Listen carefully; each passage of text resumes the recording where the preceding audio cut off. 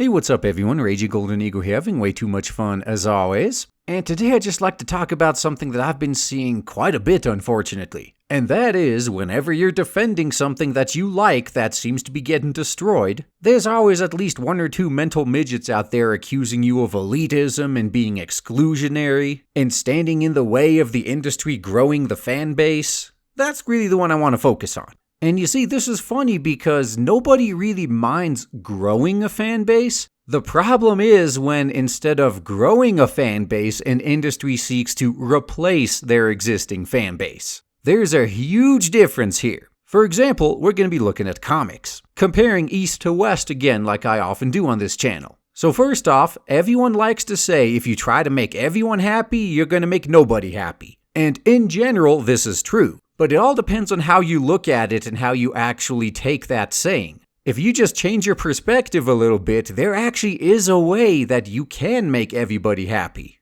Everybody that matters anyway. For example, look at the manga industry. Look at what they do. They're smart. They recognize that manga is just a medium like TV. And it doesn't matter how obscure your tastes are, as long as there is enough people willing to crack open their wallets to make it worthwhile for someone to produce something, they're gonna do it. You got multi-million selling shonen giants, the kind that become big hits in the mainstream, and somehow they are allowed to coexist in the same industry, along with some obscure borderline fetish porn yaoi.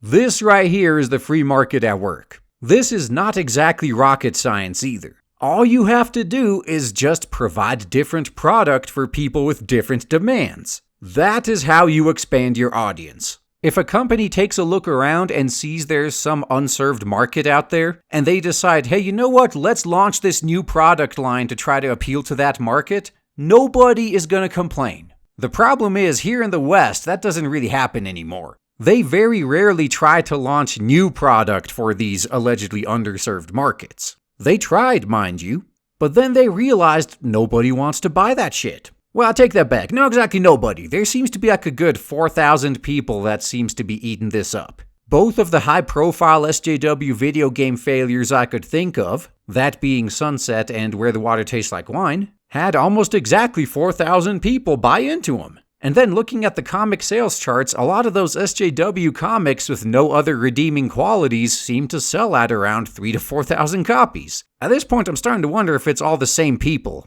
But that aside, there seems to be like 4,000 people out there. That's the market for SJW bullshit. But they're not satisfied with that. You see, in the manga market, the authors of some obscure small niche manga, they know they're never going to be like the next One Piece, and that's not their goal. But here in the West, they just get so butthurt that so few people want to buy their crap, while the stuff they don't like sells like hotcakes. They just can't handle that, can they? So at that point, they seem to just get bitter and try their best to take over the industry with the goal not being expanding the fan base, but replacing the existing one. That's where the problem comes in. Like I just mentioned, if they want to create a new product for a new market, nobody cares. But then when they invade an existing one and butcher it beyond all recognition to appeal to a completely different market than the original fans, that's kind of where the problem is. That right there, in my opinion, is one of the key differences between trying to grow a fan base and trying to replace your existing one.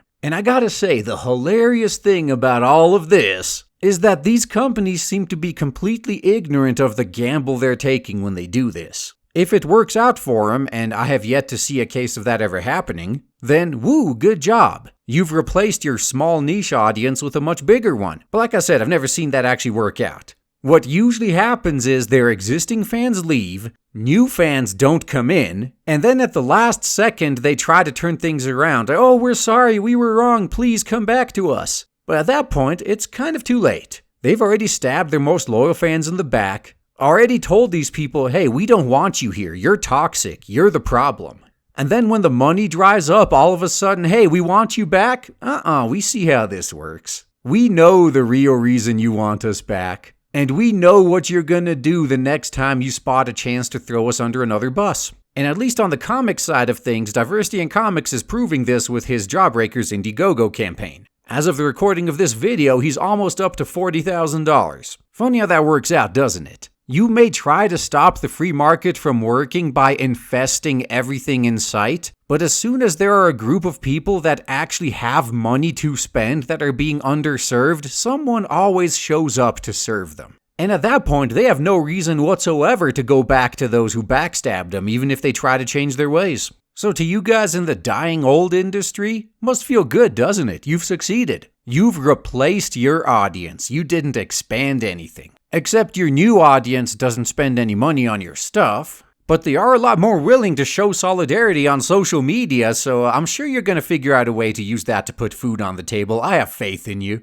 Meanwhile, you have true diversity and inclusion in the free market. While the established comic book industry is probably on its last legs, I honestly don't see them ever becoming big again, manga just keeps getting bigger and bigger worldwide. Isn't it amazing what pandering to your customers as opposed to a bunch of whiners who are never going to give you any money will accomplish? And if you look at it, everyone's happy in that scenario. Well, with the exception of busybodies who can't handle the thought of something they don't like even existing. But they could go eat a dick and burn in hell because no one with a brain gives a fuck about those toxic wastes of oxygen. With a special emphasis on the nobody with a brain part. Because as we've been witnessing for years and as we are going to witness in increasing frequency and scale all around, get woke, go broke. And that's all I gotta say, guys. Thanks for listening.